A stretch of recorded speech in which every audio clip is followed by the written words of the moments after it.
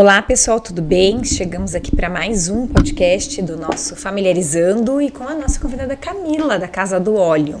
Então, um assunto bem legal. Camila, além de filha, né, e participante de uma empresa familiar, ela também é mãe. Então, a gente vai entrar um pouquinho nesse tema, né, de conciliação da vida doméstica aí. Então, eu quero já convidar a minha amiga Adriana a entrar oficialmente nessa roda, minha colega que também é consultora da Familiares, estará com a gente nessa mesa. E já passo a palavra para você, Drica. Obrigada, amiga. Olá, pessoal. Voltamos com mais um episódio aqui do Familiarizando, porque eu falo familiarizando, do Familiarizando. Hoje com uma convidada que eu fico muito feliz de ter aceito o nosso convite, porque além dela ser uma super empresária, ela também é uma grande amiga minha. Então, acho que vai ser uma conversa bem proveitosa, né? Porque eu conheço um pouquinho dessa história, dessa jornada. E começo agora apresentando ela, lendo o currículo, porque acho que é importante a gente trazer qual é a formação da nossa empresária de hoje. É a Camila Muniz, formada em administração, tem MBA em gestão comercial pela FGV, é mestra em gestão, tecnologia e sustentabilidade pela UniOeste e também pós-graduanda em governança corporativa e consultoria pela UniFCV. Empresária de segmentos de comércio de lubrificantes e prestação de serviços automotivos e de moda circular, atuando como gestora de negócios do grupo Casa do Óleo e da Bisimple Ecolook, em Foz do Iguaçu.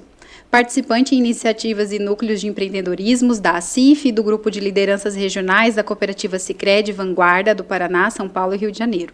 Com vocação ao empreendedorismo social e ao voluntariado, atua também em diversos outros projetos que visam negócios mais conscientes e sustentáveis. Então, a nossa convidada passa a palavra para Camila Muniz.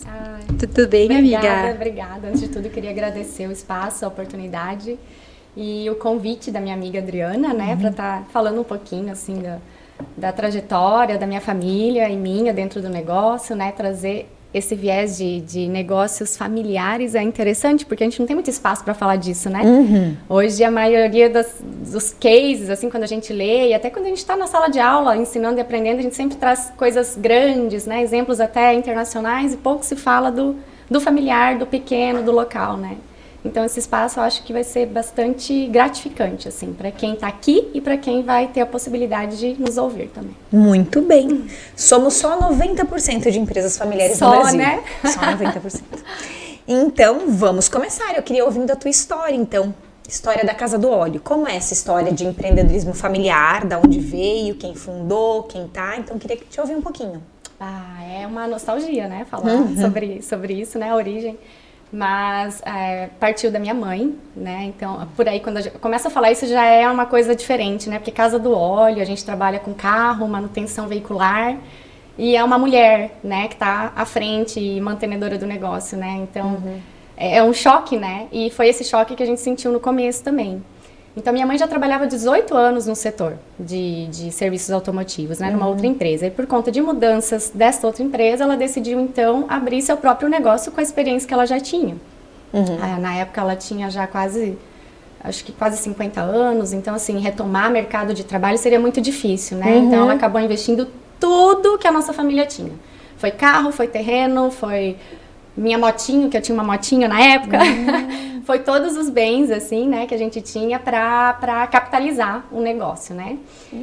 E assim foi indo, né? Na época, a minha trajetória foi bem no início da Casa do Óleo, né? Com a visão de gestora hoje, né? Mas quando eu acessei a empresa, foi bem no início, porque eu precisava pagar meu cursinho pré-vestibular.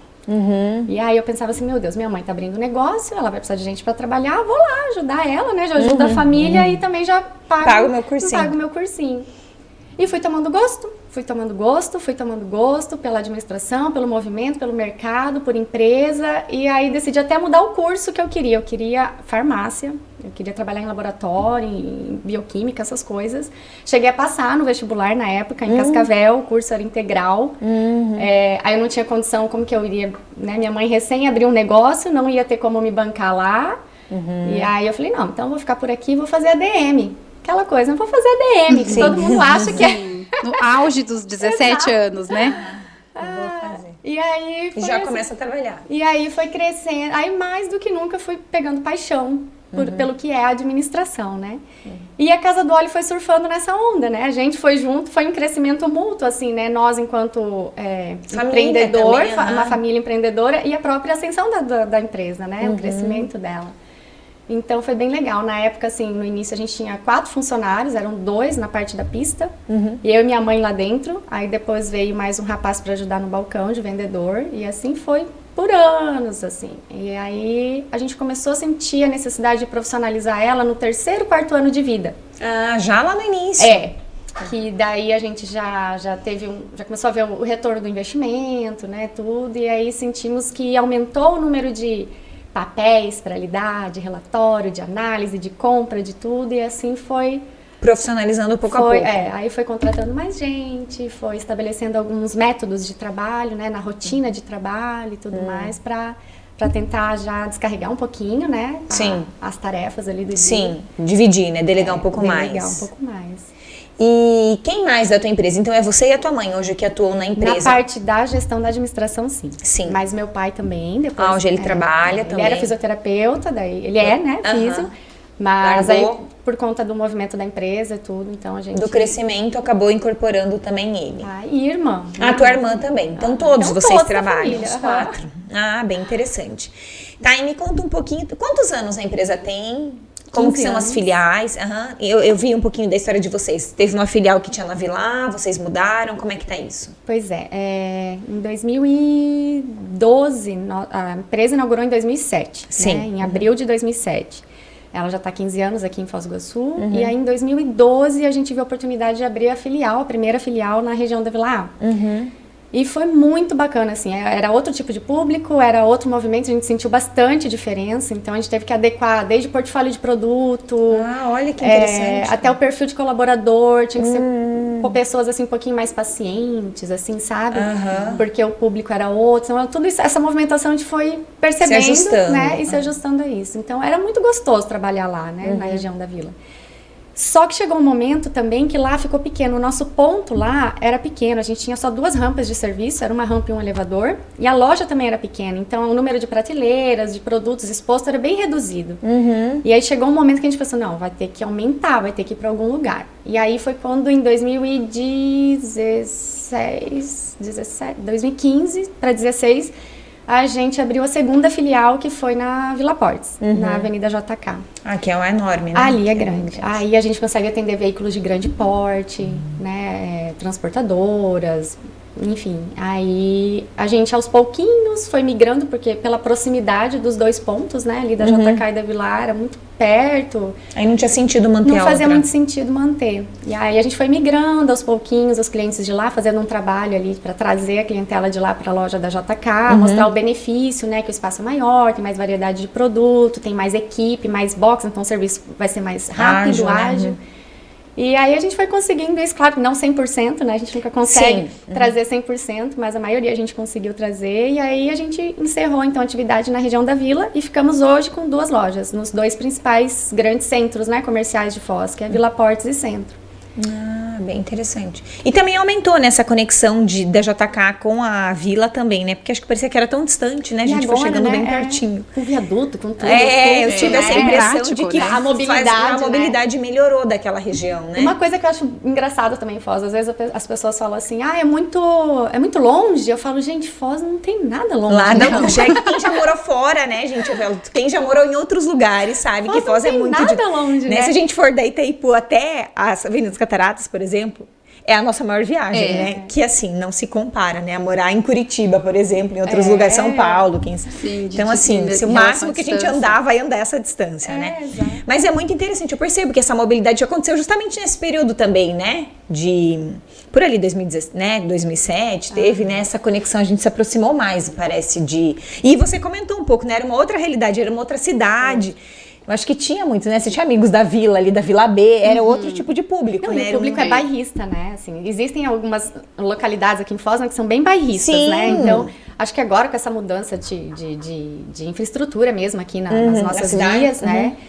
Facilita o trânsito e quebra essa barreira. Porque era uma barreira que quebra, era muito né? segmentada. Então, para quem é empresário e tem essa visão, opa, é um pulo do gato ali, né? Você vai pegando os gatilhos do mercado e vai trabalhando melhor, vai ajustando isso, né?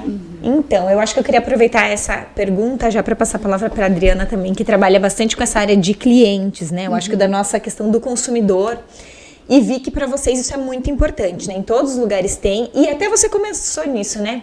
Entender que a demanda daquela loja era outra. E eu acho que isso é muito feminino, né? Tipo, é um jeito muito da mulher trabalhar, assim, né? De identificação do público, né? Olhar pro público, porque normalmente a gente olha pro produto, né? Então achei bem legal, né? Eu vi em todas as referências que eu tive da loja de vocês que olhar, né? Talvez até pela necessidade da sua mãe, né? De quando saiu da loja, empreender algo da maturidade mesmo, né? Porque ela abriu um negócio do auge da sua maturidade, quando a gente não tinha nada como errar, né?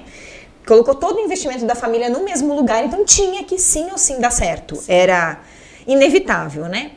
E ela olhou para um lugar que era certo, que era a demanda do cliente, né? Então, Adriana, o que você acha desse movimento de olhar para um lugar de lubrificantes, que é um mundo muito masculinizado? Completamente. Que o cliente é outro, né? Que não tem nada a ver com a tua própria necessidade. E o que você queria porque por perguntar muitos anos esse lugar era muito masculino. Ainda é, né? Se a gente vai pensar assim num contexto, ainda é. Eu, por exemplo, sou cliente da Casa do Óleo e não vejo problema nenhum. Não porque Camila é minha amiga, mas é porque eu chego lá, eu deixo meu carro e eu não fico com aquela sensação de insegurança de que vão me deixar me passar para trás, empurrar alguma peça que não precise. Até porque o atendimento deles, nesse sentido, é muito transparente. Eles devolvem as peças, ela tira foto, porque daí eu não precisei ficar lá no dia que ficou o meu carro para revisão. Então, eu fiquei completamente segura. Eu me senti muito segura. Que era um ambiente que, antes de ter essa alternativa da Casa do Óleo, eu repassava ou pro meu pai ou pro meu marido. Que na época nem era meu marido, a gente era namorado. Então, eu tinha um pouco de medo de levar meu carro para revisão, né? Apesar de ser o meu carro, eu falava, pai, você não pode fazer isso pra mim? Porque, e daí ele levava. Também que a gente mal entendia, né? Porque então, eu não entendo. É um ambiente hostil, né? É uma sensação insegura. A mulher chega no salão de beleza e começa a ler lá sobre do assunto, né? Troca de óleo de carro. Sim. Então, eu senti isso. Tô dando a minha declaração agora como consumidora, né? Mas já fazendo esse link com a Camila. Eu me senti muito segura, fiquei muito tranquila de deixar o meu carro lá, confiando muito na prestação de serviços da empresa dela. Então, eu percebi essa personalização no atendimento, né? Eu vejo quando eu vou lá, sempre tem um brinde, sempre tem um cafezinho passado, sempre tem alguém para te assessorar nisso, que para mim até então não era muito a característica de um lugar de lubrificantes ou de automóveis, né? Então, eu queria saber de você, quem que incorporou isso na empresa, né? Como vocês perceberam essa necessidade de trazer um pouco mais de atenção para um cliente que talvez nem estivesse acostumado com isso? Assim, bastante conhecidos meus falam isso, né? Assim, tem um diferencial lá na questão da sala de espera, né? Que tem...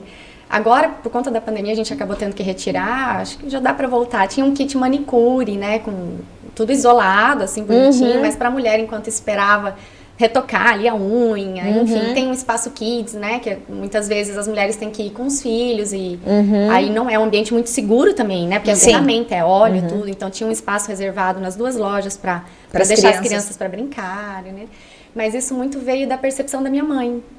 Ela sempre teve esse cuidado, né, esse olhar feminino e mais maduro também, né, então assim, se for no banheiro, as duas unidades têm o trocador se a mãe precisar, né, com um filho pequeno de colo, utilizar. Então, esse olhar feminino e maduro veio dessa percepção dela, sabe? E eu acho isso... Eu falo que minha mãe, pra mim, é a minha faculdade, assim, sabe? Além de toda a formação que ela tem, toda a experiência de mercado, mas ela tem feeling das coisas, né? E isso não se aprende. Você cria, né, no decorrer da sua jornada de vida, jornada profissional, né? Então, esse feeling é dela. Uma intuição, né? E que nem vocês estavam falando antes de ponto, de localidade das lojas, né? E tudo. Também, meu pai tem isso. Porque meu pai, a vida inteira, antes de ser físio, né? Ele sempre trabalhou em comércio. Então, ele também. Ele tinha, eu falo assim, ele tem faro para ponto estratégico, assim, sabe? Aonde vai dar. Aonde vai dar certo. E às vezes até onde não vai dar. Às vezes ele tá vendo um negócio abrindo assim, ali não vai dar, sabe? Parece que tá rogando praga, né? Mas não é. Ele tem um faro para essas coisas, né? Sim. E aí, assim, essa percepção mais feminina de trazer esse cuidado, essa atenção, inclusive assim, em relação ao atendimento, né? A gente faz muito a reunião com os funcionários, né? Para deixar sempre alinhado a questão dos planos da empresa, todos os objetivos e comportamento mesmo, né? Então, a gente sempre teve isso muito, muito transparente com eles. Claro, olha, né? mulher aqui é respeito e zelo do começo ao fim, né? O ambiente já é hostil, a mulher já chega meio desconfortável, né? Pensando assim, às vezes, né? De repente um olhar, alguma coisa assim, né? Pode ser levada, interpretada de outra forma, né? Então, a gente trabalha muito, desde sempre, essa questão, assim, de que mulher é respeito do começo ao fim. Sim. Né? E todo carro é carro. O cliente, a gente brinca assim, o cliente não é a pessoa, é o carro. Sim. Então, a atenção é pro carro, o cuidado é pro carro, a solução é pro carro, né? O cliente vem, ele é o cliente, mas a nossa estrelinha, assim, é o veículo do cliente. Então, não importa qual é o veículo e não importa quem está conduzindo. Sim. O cuidado é com ele. Então, eu fiquei ouvindo e trouxe muito esse conceito, que é um conceito de cultura mesmo, né? A cultura da empresa. A cultura da empresa, e isso que eu percebi também de vocês, que há muito, né? Essa questão da capacitação, eu vi já que é um ponto de valor bastante importante para vocês, e a gente realmente percebe, as empresas que têm isso muito fortalecido, conseguem manter essa cultura por mais tempo, né? Você vê, ela transpassa para os teus colaboradores, para os clientes percebem na ponta já, né, esse cuidado, porque é um cuidado treinado, né, constantemente relembrado, que é muito do que a gente fala de cultura mesmo organizacional, né, então isso está muito vivo, né, desde a percepção talvez da tua mãe quando era colaboradora de uma nova empresa, ela talvez já seria uma pessoa muito perceptiva, e agora investiu toda essa percepção num negócio que é próprio dela, assim. E essa combinação também, né, do teu pai com a tua mãe, eu acho que também dos fundadores, né, que é uma coisa que a gente trabalha muito, esse alinhamento, né, de percepção, também como potencializa muito o desenvolvimento da empresa, né, uma empresa que tem 15 anos e a gente pode ver nitidamente que tem raízes fortes, né, a gente fala, tem solidez, né, tem fundação. Eu acho que isso é uma grande referência, né, para todos nós, porque hoje a gente trabalha bastante fazendo esse acompanhamento de capacitação com as empresas familiares, empresas que não têm esses fundamentos tão claros, né? E a gente tem que começar dali o treinamento. Porque às vezes até o gestor tem uma grande ideia, ele realmente tem ideias muito consolidadas, né? A gente trabalha com algumas empresas que, assim, só que ele não consegue transmitir a importância dessa cultura diariamente. E a cultura é o fator, a cultura organizacional, ainda mais uma empresa familiar, né? Eu acredito que é o fator chave para outros dois viés, que é o processo de tomada de decisão, ser mais claro, né, com aqueles menos atritos, né, afetivos, assim, e também a profissionalização do negócio, né. Então, assim, eu percebo que essa questão de repassar os valores, né, e vivenciar os valores, né, porque quando você está em família, querendo ou não, você passa para sua equipe aquele sentimento, não sei se é sentimento ou é a sensação, não sei qual que é a melhor palavra, mas de família mesmo, sabe? Então, ali na empresa, a gente, aquele discurso moral, né? Assim, nós somos uma família, nós somos uma família. Mas ali a gente percebeu que eles enxergam, a gente nunca usou esse discurso, mas eles enxergam a gente realmente com essa... né? Ou a minha mãe com uma relação mais maternal, né? Assim, eles se sentem, quando eles querem algum acolhimento, eles já vão direto conversar com ela. Comigo, alguma coisa mais leve, assim, tal, mais fraterna, sabe? Então, a gente percebe que os valores, né, da família passa pro ambiente mesmo, né? Então, não sei. Os papéis familiares se transpassam, né? Ainda mais vocês que estão com a família inteira lá, né? E é muito desafio, né? É um desafio muito grande, assim, a gestão de uma empresa familiar, você criar os padrões, os métodos, às vezes é muito cacique para pouco índio, sabe? Aquela coisa assim. Então, você ter que criar essas estruturas de poder, né? Assim, de forma leve, é muito desafiador, né? Ainda que eu não lido com um problema que muitos lidam, que é o choque de geração, né? Ainda bem, eu falo assim, graças a Deus, que a minha mãe, ela é muito pra frente, assim, sabe? Ela tem sempre muitas ideias, ela sempre tá aberta às propostas que eu levo pra gente inovar, modificar, incrementar na empresa. Então, eu não tenho esse desafio, mas o meu maior desafio é realmente no processo de tomada de decisão, entender que cada um tem uma agenda, tem um fluxo de trabalho, que não vai adiantar meu pai chegar bravo, precisa resolver isso. Opa, calma lá, vamos sentar, vamos ver, vamos pôr na agenda aqui, vamos pôr no fluxo regular dos processos. Senão a gente acaba virando tudo bombeiro, apagando incêndio e deixando de fazer o que tem que ser feito, que é a gestão do negócio. Né? Só vira bombeiro e não faz o pensamento estratégico, né, do negócio. Né? Eu acho que você abordou também esse tema que é essa dificuldade dos papéis, né, mesmo. Acho que também entender isso é um grande início, né? E talvez até pela naturalidade que foi a sucessão, né, de vocês, que hoje não aconteceu ainda, porque os teus pais ainda trabalham na empresa, mas eu acho que o gap também geracional acontece quando tem empresas fora, né, por exemplo, saiu fora da empresa, né? No caso de vocês já foi uma questão mais, então vocês meio que cresceram juntos ali, né, nessa mesma relação. Então é algo que é o que a gente sempre fala, é mais naturalizado, né? É mais naturalizado porque vocês não foram vendo, a tua mãe não tinha tanto poder no início, né, do que era alguma coisa que ela dominava muito, que ela criou muito sozinha. Então acaba que isso facilita, é o que a gente fala, né? Por isso que a gente sempre tem que ter, cada família tem a sua receita, né? A gente sempre costuma. Então, assim, não há receita perfeita. Muitas famílias que tiveram os filhos fora e depois voltaram, tiveram sucesso. Muitas não tiveram. Muitas que seguiram nesse mesmo, né? Colocaram muito cacique para pouquinho de morreram todo mundo, porque realmente o fluxo não deu conta de estruturar. Porque é o que eu falo, né? As dinâmicas familiares acontecem de maneira muito mais rápida do que a dinâmica do negócio, né? Tipo, a gente tem uma vida muito mais ativa, né? Tem casamento, separação, nascimento de filho. Então, é uma vida muito mais dinâmica do que o próprio ritmo da empresa, apesar de vocês terem percebido uma ascensão muito grande, né, nesses últimos 15 anos. Sim. Mas, ao mesmo tempo, a gente pode ver que essa visão estratégica de vocês é muito interessante, justamente porque vocês não aceitaram esse lugar de apagar incêndio sempre, de ficar lidando só com os conflitos de vocês, né? Então, eu queria passar para essa próxima parte do nosso trabalho, que está relacionado com a tua formação, inclusive, né? Que é a gestão de resíduos sólidos, né, de resíduos de uma forma geral. Como é que é isso, essa questão ambiental, da sustentabilidade, como é que vocês trabalham nesse cenário? A empresa, por ser produtora, né, de muito resíduo, né? Sim. Resíduo sólido, a gente pode dizer, mesmo que tenha o óleo lubrificante, né? Sim. Então, a questão ambiental sempre foi muito forte dentro da empresa por questão normativa, né? Sim. Legal, né? É uma exigência já, né? Exigência, do né? segmento. Exato, nem abre o negócio se não tiver dentro de todos os padrões, né? Então, minha mãe, meus pais também sempre passaram isso como um valor. Olha, tem que cuidar muito, tem que cuidar aqui, cuidar ali, a forma de que vai lavar o piso, para onde que a água vai escorrer, todo isso, enfim, toda essa parte, né? Assim, desde do lavatório da mão dos meninos que tem graxa, então, para onde vai escorrer? Tem que ir para uma caixa separadora, da caixa separadora tem um pré-filtro, e aí vai. Então, é uma gestão mesmo, né? É um processo separado. Não só aquela separação, né, que todo mundo já né, o que é plástico, o que é... Mas realmente são produtos uma tóxicos, preocupação, né? Químicos também. Né? Para evitar qualquer risco, né? E risco econômico também, né? Sim. Porque se vem uma autuação, uma multa, enfim, também... São caríssimos, né? Exato. São valores muito... E aí dentro disso vale frisar que a sustentabilidade até diz muito mais respeito à questão econômica do que socioambiental, né? Sim. Na verdade, é um pensamento global para evitar prejuízos, né? De qualquer amplitude, né?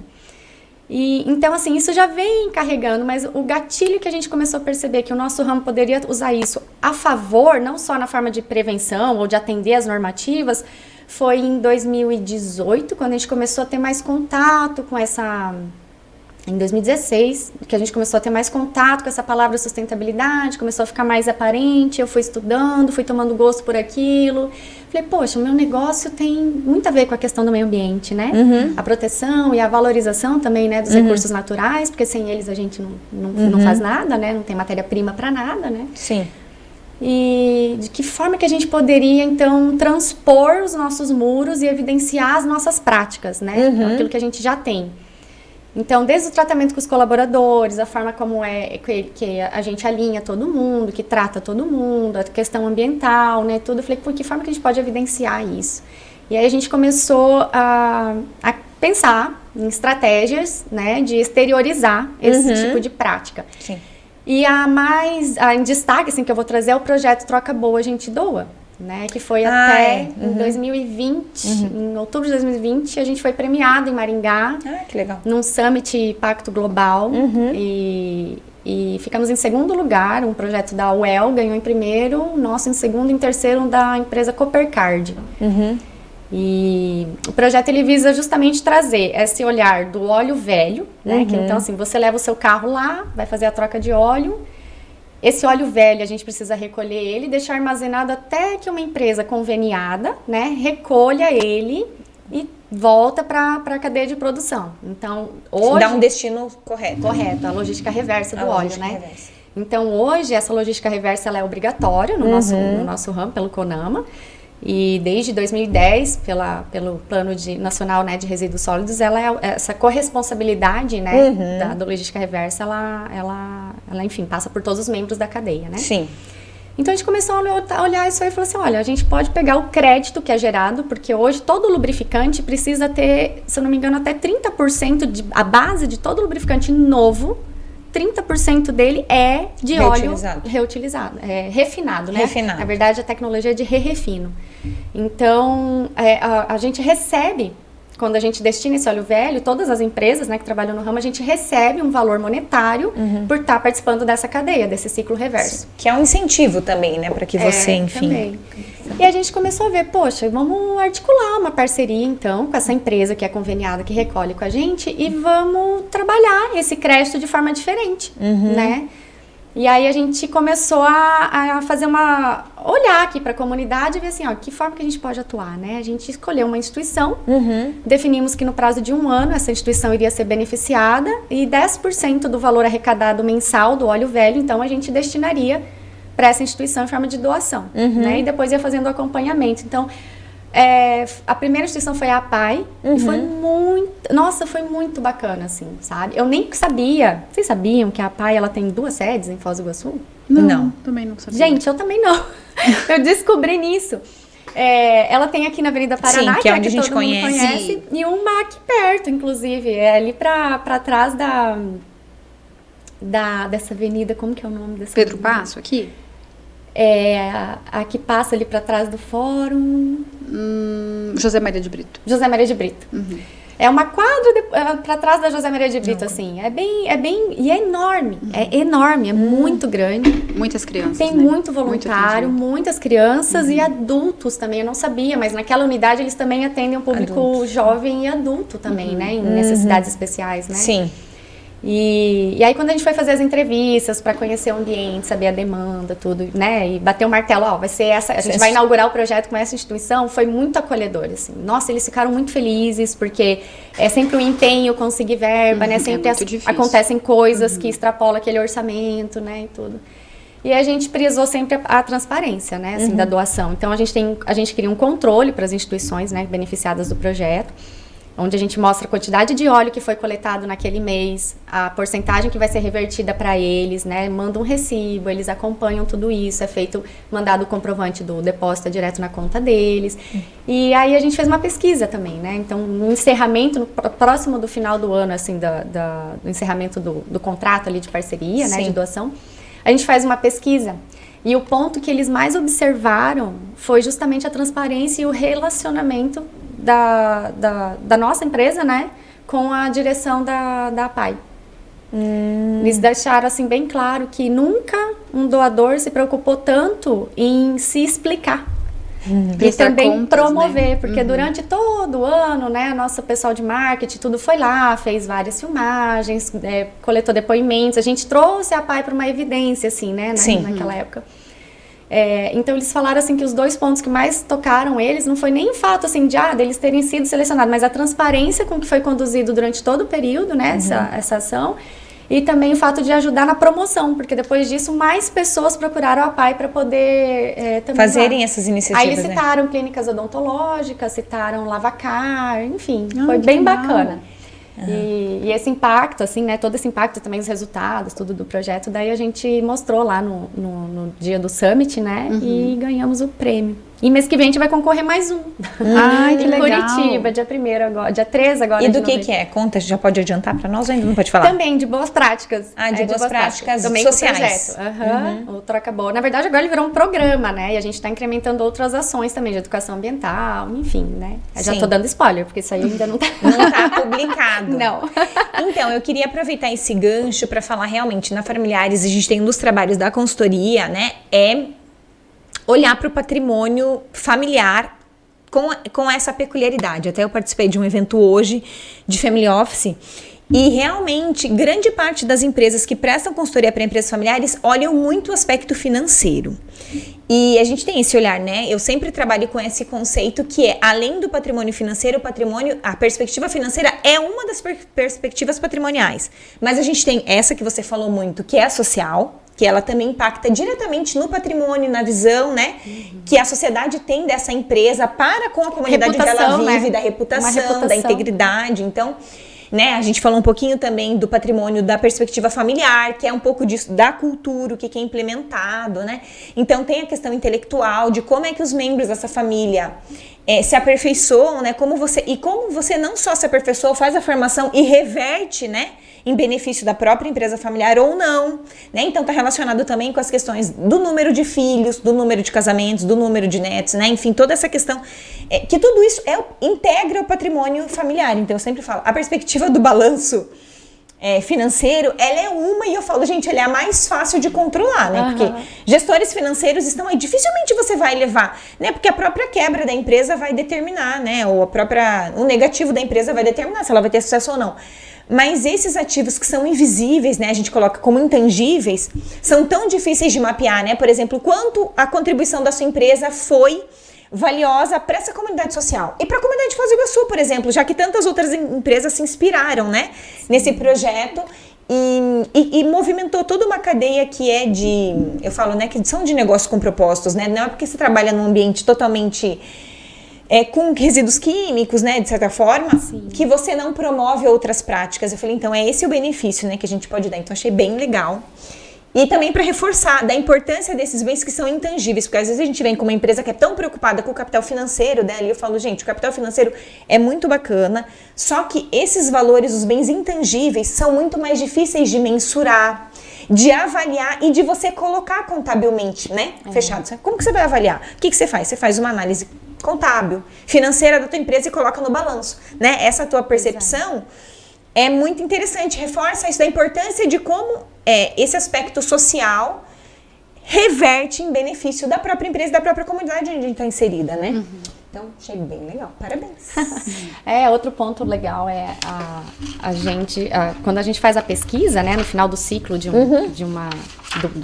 da campanha ali do projeto, a gente analisa 5 pontos, né? Então a gente manda a pesquisa para a entidade beneficiada do projeto, para os nossos colaboradores, o que eles percebem, né, em relação ao projeto, como foi durante o ano, os fornecedores, a empresa conveniada também, a que coleta o óleo, né? E a gente notou que aumentou o desejo dos fornecedores negociar melhor com a gente. Tá vendo? Olha só, uma coisa que a gente não imaginava. Né? Então, por exemplo, a empresa que coleta, que não deixa de ser fornecedor, ela dobrou o valor que a gente recebe pelo óleo velho para ajudar a destinar mais para a entidade local. E os fornecedores que vendem o óleo novo, que uma coisa é assim, a gente está falando que o projeto roda a partir do óleo velho. Então, se você for lá, Thaís, com o seu carro e só comprar o óleo comigo e não trocar lá, você não está sendo protagonista da iniciativa. Sim, você não participa. Porque precisa realizar o serviço. A troca do serviço do óleo. E isso foi uma comunicação, isso foi o maior desafio no início do projeto, comunicar isso, porque o cliente, quando a gente expressava, a gente faz camisa e tudo, né? E ele perguntava, o que é esse projeto e tal. Ele entendia que ele estava pagando a mais pra gente poder doar. Até a gente explicar que não é assim, nossa, foi projeto, volta a comunicação, vai, a linha, não usa essa palavra, tá dando problema. Foi o maior desafio nosso foi realmente comunicar a forma como ele funciona, como que a rodinha gira, sabe? Sim. E dos colaboradores foi a satisfação de trabalhar numa empresa que pensa assim. Essa foi bem a resposta. Que pensa com responsabilidade social, né? E aí você pensa assim, poxa, quando você tem um colaborador que olha pra você dessa forma, né, e que tá com você e tudo, ele vai tratar o cliente assim. E aí é uma roda que gira, né? O cliente também volta, porque ele vai se sentir bem tratado e assim vai. Então, isso tem tudo a ver com a cultura, né, que você estava falando antes, né? São valores que começam talvez ali no âmbito familiar, né? Falando de empresa de gestão familiar. Com certeza. E aos pouquinhos vão sendo inseridos, assim, né? Em cada colaborador, em cada pessoa que se relaciona com a gente hoje, né? Eu sempre falo, isso é a magia da empresa familiar. Porque essa cultura é uma cultura que veio antes, né? Porque, assim, claro que a gente encontra empresas com propósito que não são familiares. Isso, você, né, como que tem uma cultura consolidada, na responsabilidade social, até porque fora do Brasil isso é muito valorizado, né? Tem muitos prêmios, tem muitos selos, inclusive, né? Então, tudo isso impacta no financeiro, mas não é o financeiro, né? Diretamente, como você trouxe 2 exemplos bem importantes, que vocês não começaram a campanha de troca do óleo pensando numa melhor negociação com o fornecedor, porque jamais vocês conseguiriam fazer esse mapeamento de início, né?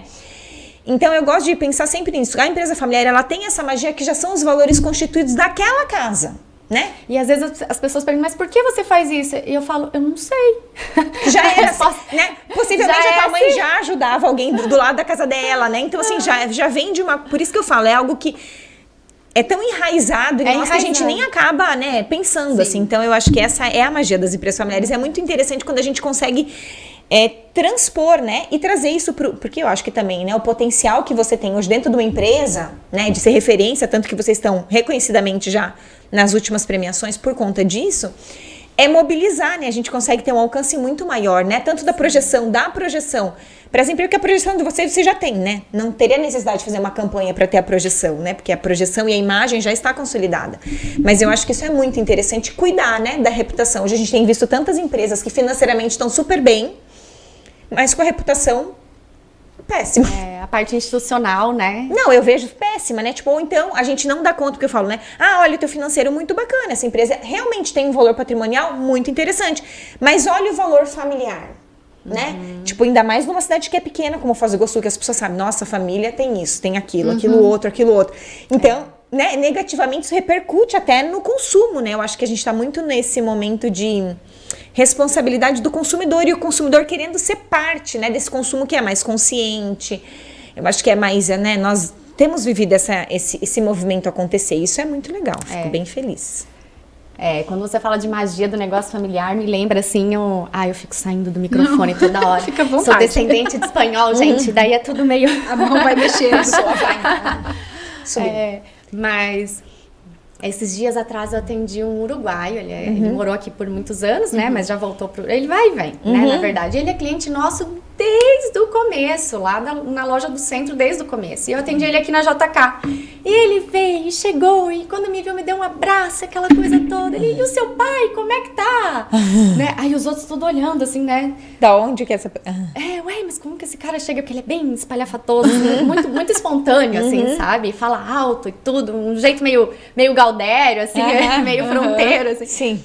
E aí, a gente conversando, e eu percebi que alguns que estavam na sala de espera ficaram olhando, assim, achando estranho, sabe? Aí eu fiquei pensando, poxa, isso realmente é a magia da empresa familiar, né? É uma casa, né? É uma extensão da casa. É uma extensão da casa. Parece. E também tem o lado ruim. Claro, eu falo, a nossa maior magia é a nosso pior, né? Sim, eu acho que é a questão do defeito também, né? Fica muito casa. E é engraçado quando você fala em gestão familiar, porque o que é ponto positivo facilmente se transforma no negativo. O desafiador também, né? Por exemplo, o nível de comprometimento, o nível de dedicação.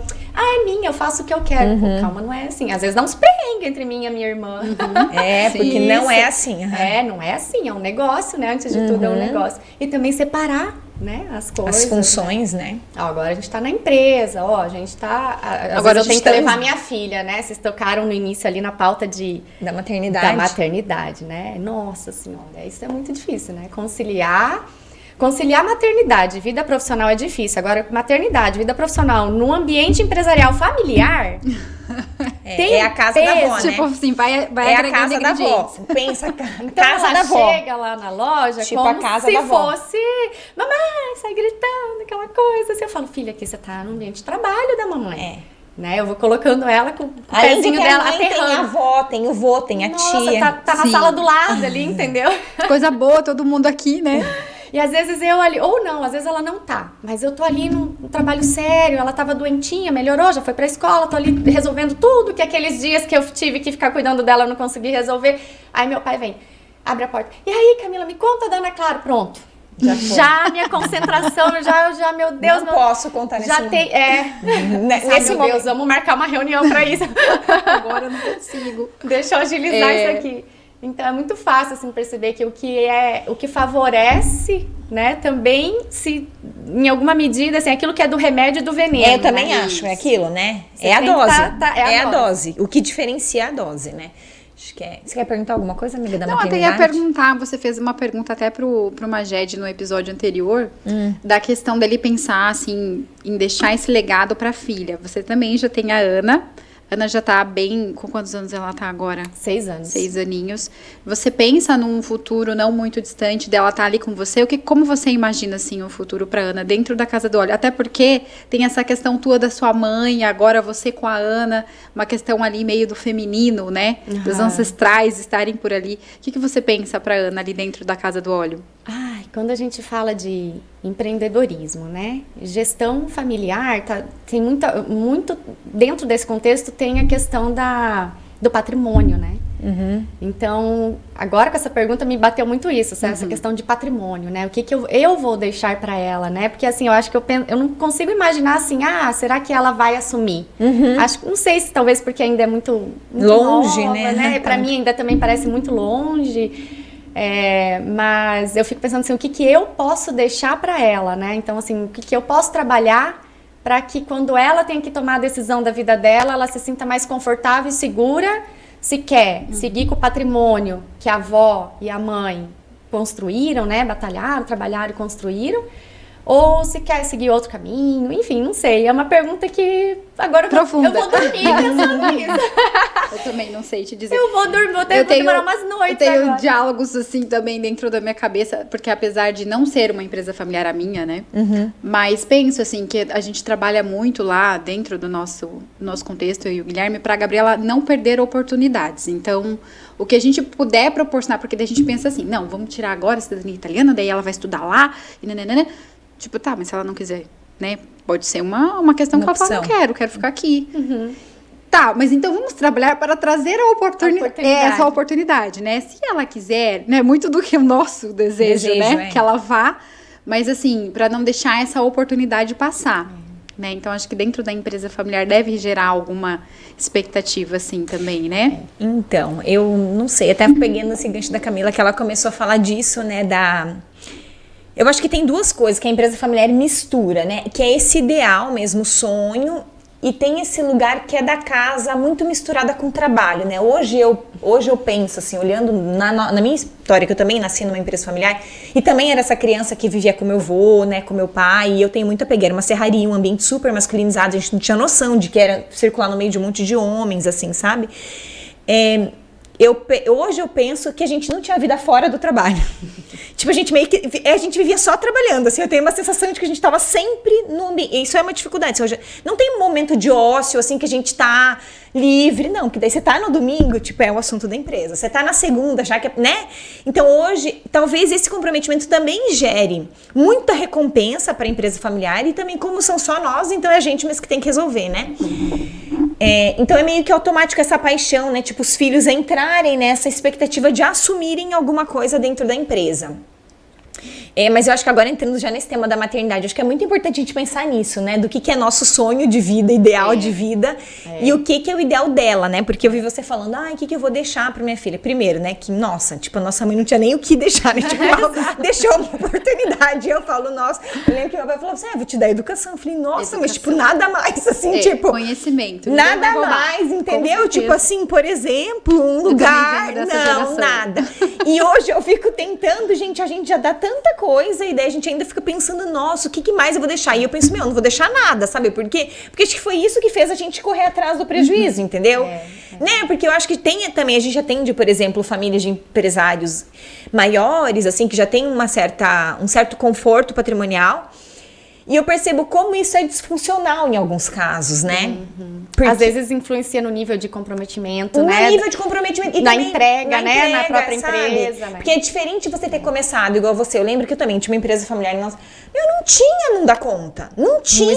Não existe fim de semana. Não, eu me lembro assim, gente, eu trabalhava antes de ficar menstruada. Assim, pra mim era impactante, sabe? Eu lembro que... Gente, nem sabe, tipo, eu era criança. Você já trabalhava criança. E eu tinha, assim, eu lembro que eu falei, gente, eu nem sabia o que tava acontecendo. Daí eu pensei, nossa, mas eu tinha... Não, e eu tinha, tipo, prazo pra entregar. Daí eu falei, mãe, eu tô com cólica, vou ficar em casa. Mas eu lembro que eu trouxe todas as encomendas, assim, sabe? Tipo, eu deitei, eu nunca tive cólica na vida, nem sabia, sabe?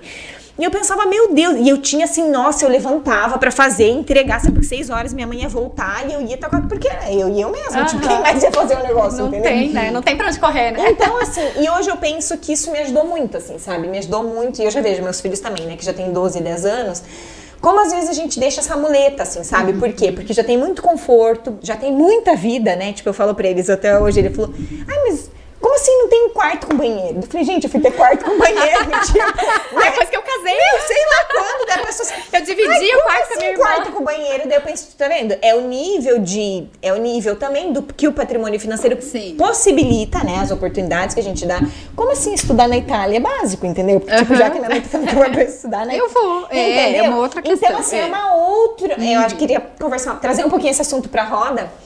Porque além de todos os problemas que a gente tem que lidar com essas questões também, né? O que é, Camila? Como é que foi pra você essa experiência do maternar junto com a Casa do Óleo, crescendo, mudando, né? Porque eu acho que foi bem na mudança, né? Da Casa do Óleo. Foi na abertura da terceira filial. Então, pronto. Da segunda filial, perdão. Então, conta pra nós como é que foi isso. Foi um tipo, caos. Não, então foi meio que, ó, os 15 anos da Casa do Óleo, pelo que eu tô entendendo, você entrou na faculdade, se formou, casou, teve filha... Fundou a terceira, tudo junto no mesmo momento até agora. Pronto. Foi tudo isso, gente. A minha vida profissional foi a Casa do Óleo e a gente, assim, é uma irmã. Eu falo que a gente cresce junto, assim, sabe? Vai amadurecendo, né? Os pontos frágeis, né? E vai aprimorando aquilo que já existe de bom. Sim. Vamos pôr assim. Mas quando eu decidi engravidar, a gravidez foi uma gravidez planejada, tudo, né? Certinho. E aí eu pensei, bom, vou deixar todas as coisas na empresa organizadas, então peguei processos, né, comecei, questão de estoque, vamos criar então um fluxograma da contagem, né. Quem que vai fazer enquanto eu não estiver aqui. Exato, mas assim, uns 2, 3 anos antes já comecei a preparar, algumas pessoas treinavam para funções, né, chaves, porque eu queria ficar tranquila na minha maternidade, aquele sonho, aquele sonho, né, de sonho. E aí a gente foi criando, então, métodos, processos, umas rotinas mais administrativas operacionais, né? Pessoal da pista, pessoal da loja. E engravidei. Gravidez tranquila, nenhuma intercorrência. Nasceu. Beleza. Nasceu, a criança chorava, eu apertava o botão da enfermeira lá, não sei, o que eu vou fazer agora, né? Não, fugiu do meu script, né?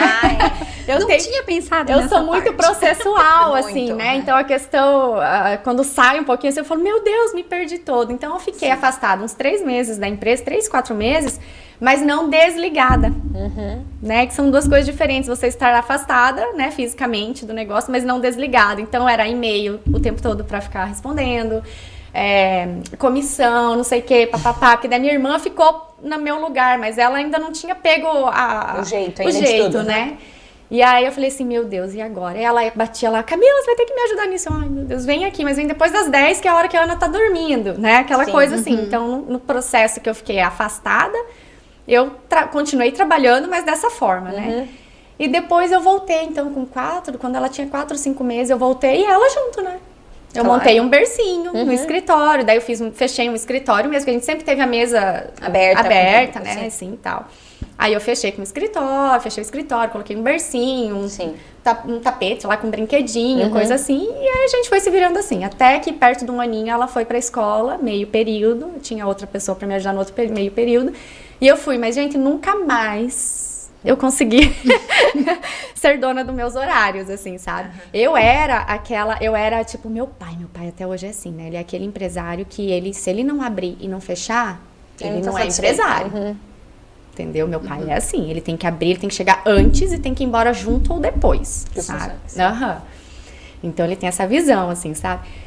E aí também foi uma barreira pra mim, porque depois que eu virei mãe, eu também. Eu entrava e saía junto, entrava e saía junto, entrava e saía junto. E eu não admitia pra mim não estar mais conseguindo dar conta disso.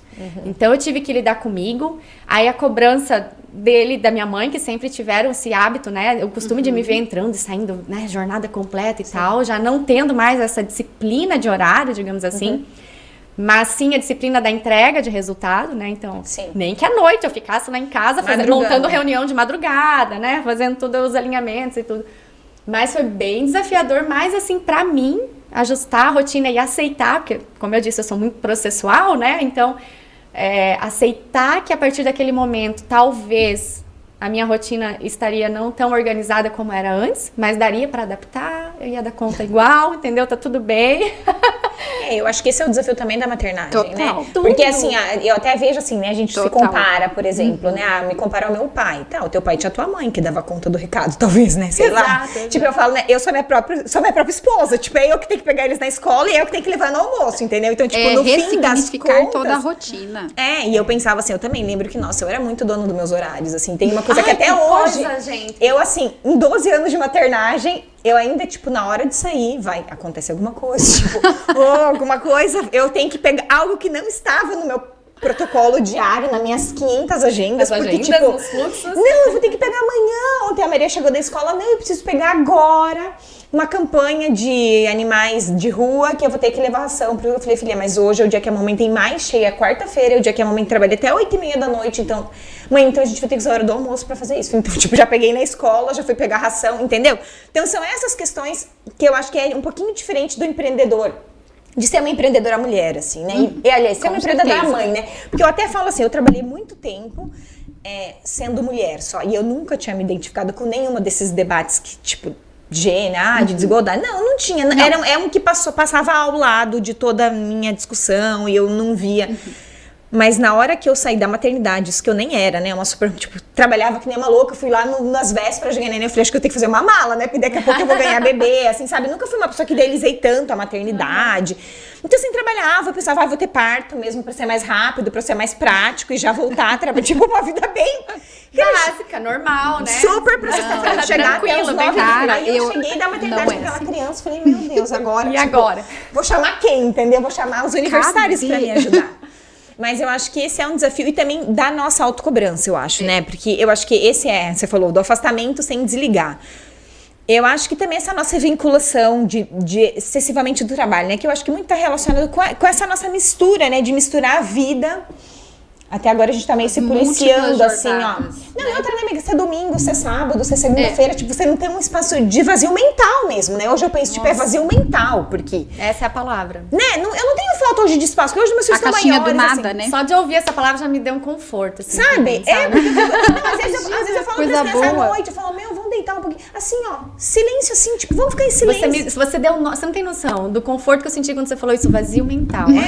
Não existe Tipo assim, isso. parece que eu tô assim, eu preciso, aquela coisa assim, tipo, às vezes você precisa disso, eu não conseguia dar nome a isso, entendeu? Mas eu acho que depois da maternagem, eu não sei, assim, eu me sinto nesse espaço, tipo, sobrecarregado. Quando eu tô descansando agora, que eu consigo descansar de algumas coisas do trabalho, né, sabendo, não, eu não sou 100% trabalho, tipo, eu tenho que ter ócio, eu tenho que pegar um livro, daí eu vou pegar um livro, e falar, acho que eu vou fazer a agenda das provas das crianças, porque no fim acho que eu vou ver o mercado, entendeu? Tipo... Sim. É isso, né? Porque daí na folga, em tese, na folga, daí eu tô carregando fazendo... pedra. É assim. Não, tipo, vem que se a pessoa tem... Eu acho se assim... tá faltando roupa pra eu tenho uma aniversário, inveja entendeu? daquela pessoa que sai e vai focada naquilo. Porque eu já saio pensando, gente, mas eu estendi a roupa? Eu tenho que passar a roupa porque a diarista vai vir amanhã pra passar? Meu Deus, será que tem sabão em pó? Meu, vou ter que comprar... Sabe aquela loucura que é uma tagarelice mental? Né? Lixo mental, né? Eu tenho uma inveja de quem sai, assim, fala, ai, nossa, sério. Porque isso não existe na minha... Depois da maternidade piorou. Né? E eu, na minha inocência, eu imaginava assim, que eu ia ter a Gabi, e aí já ia voltar, ia continuar sendo a pessoa que eu era. Isso não existe mais. É uma outra pessoa. A gente muda, né? Pra melhor, com certeza. Eu acho que o filho aprende a ser filho e a mãe aprende a ser mãe, né? Porque não tem receita, a gente se transforma, né? E aí também fiquei ansiosa para voltar a trabalhar depois do puerpério. E pensando, né? Ai, daí quando eu voltar a trabalhar vai ser aquela paz. E não, daí é o puerpério somado ao trabalho, somado à carga doméstica. Tipo assim, você só vai aumentando culpa, né? Que ainda você os começa pontinhos. a ficar nesse movimento. E a culpa, que é o auto-chicote, né? O auto-flagelo. Mas eu acho que hoje olhando pra isso, né? Eu acho que também a maternagem, ela traz esse olhar do desenvolvimento humano, né? Nossa, eu fiquei muito mais refinada, assim. Eu falei, ainda bem que eu tive 2 filhos. Porque se eu não tivesse, talvez eu seria uma pessoa, assim, totalmente processualista. Sei lá, do processo, assim, seco. Sim. Né? E hoje eu fiquei muito mais flexível também, assim, né? De pensar, né? Nossa, faz Porque sentido, assim, eu penso assim, sentido. nossa, eu era muito rígida, assim. Meu, se eu ficasse só rígida, não, né? Então eu acho que também esse momento, eu acho que de ter filhos e ter filhos dentro de uma empresa familiar, apesar de todos os desafios, nos traz, eu acho, reflexões profundas, assim, né? De pensar... Inteligência emocional. Total, né? Eu penso, nossa, é muito... Até a forma de tratar, né? Eu vejo que eu acho também... os colaboradores, exato, assim, né? a forma de tratar eles também, né? Mudou. A minha percepção em relação a eles mudou, né? No dia a dia. Sim. Já teve funcionária, colaboradora ali que teve um problema pessoal. Eu falei assim, olha, tira a tarde hoje de folga pra você resolver isso, porque senão Não vai você funcionar. vai se sentir bem, né? E nem aqui vai ser bom pra você também, entendeu? né? Não vai resolver nem pra um lado nem pro outro. E voltou no outro dia super me agradecendo, coisa que há um tempo atrás eu não me imaginaria fazendo. Sim. Sendo sincera, não me imaginaria fazendo, né? Aquela coisa de problemas em casa, problemas do trabalho. É como se a gente tivesse várias vidas, né? Não é uma só, né? E na verdade é uma só. Então, realmente, esse lado materno, ele aflora algumas coisas, a empatia, assim, né? A sensibilidade, o humano, esse olhar. né? Essa questão da flexibilidade. E eu acho que também, né, pra gente já tá chegando no final do nosso podcast, viu? A gente podia ficar conversando um tempão aqui. Eu acho que a gente podia pensar um pouco disso, né? De como as lideranças, agora você que tá na formação de governança, né? Eu achei bem interessante. Como essa liderança... não sei se é paterna, mas fraternal, como tem sido valorizado, né? Uma liderança que ouve, uma liderança que interage, né? Que acolhe, que se conecta com seus colaboradores, como isso é necessário, né? E sinto pelos homens que não se dedicaram tanto ao cuidado, né? Como a gente já tem isso meio que culturalmente aceito, né, que nós fizemos, mas como isso dá repertório, né, pra gente trabalhar com essas questões. E eu tenho visto agora que as mulheres estão ascendendo mais aos cargos de alta liderança, como essa bagagem nos ajuda, assim, né, porque é alguma coisa que a gente aprende na experiência, né, aquilo que você não aprende na faculdade, né, acho que em nenhum lugar, né, porque lidar com seres humanos é algo que você, por mais que você faça uma psicologia de humanas, né, a gente que fez ciências, né, sociais aplicadas, por exemplo, o direito, por mais que a gente tenha todo um trabalho de lidar com o conflito humano, né, todo um trabalho de mediação, não é a mesma coisa do que você lidar com demandas, né, de um recurso humanos, né, que é uma gestão de pessoas. E a maternidade traz essa oportunidade, né, eu digo que é uma oportunidade, um crescimento, né, pessoal vocês, demais, assim, né? A gente começa a enxergar as coisas com novas lentes, né? A gente não deixa as antigas, mas a gente incorpora novas lentes, né? Pra poder enxergar as pessoas, a situação, os movimentos, a dinâmica. Eu acho enriquecedor. Na época, eu lembro até, assim, que... Hoje eu vejo, né? Nessa conversa toda, agora me veio uma imagem, assim... Eu tinha que atender fornecedor, né? E tudo. E às vezes a Ana tava chorando. E eu chamava a Marina, que então era a nossa caixa, né? Ali na JK. Marina, vem me ajudar. Daí ela pegava na Clara no colo e ficava tentando fazer dormir pra eu terminar o atendimento. Eu falo assim, gente, olha que loucura, né? Mas foi dando certo, né? Foi dando certo. Mas era desse jeito. Crescem. E é bom que a criança veja... Trazendo agora nessa questão de empresa, familiar e tudo, né? E a possibilidade dos filhos estarem presentes, né? Desde pequeno e tudo, acompanhando. Talvez não tomem para si, né? O negócio da família, mas crescem aprendendo o valor do trabalho. Muito.